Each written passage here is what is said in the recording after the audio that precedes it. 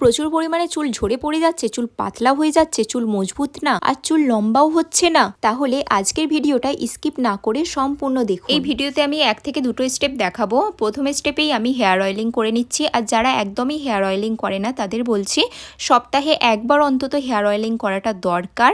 এতে আপনাদের চুল মজবুত থাকবে, রুক্ষ শুকনো হবে না আর চুল ঝরে পড়বে না। এখানে আমি হোমমেড হেয়ার অয়েল ইউজ করছি। আপনারা আপনাদের হাতের কাছে যেই অয়েলটা আছে সেই অয়েলটাই আপনারা ইউজ করতে পারেন। চুলের পুরোপুরি গোড়া থেকে পুরো শেষ পর্যন্ত আমি কিন্তু অয়েলিং করছি আর খুব ভালোভাবে মাসাজ করে নিয়ে আমি একটা চিরুনি দিয়ে খুব ভালোভাবে আঁচড়ে নিচ্ছি। হেয়ারের জন্য আরও অনেক টিপস আছে যেগুলো আমি ইউজ করি, আর তার জন্য আমার চিরুনিতে দেখলেন একটাও কিন্তু চুল আসেনি। হেয়ারে এই অয়েলটা 2 ঘন্টা রাখতে হবে, তাই জন্য আমি চুলটা উপরে তুলে নিয়েছি কামড়ি দিয়ে।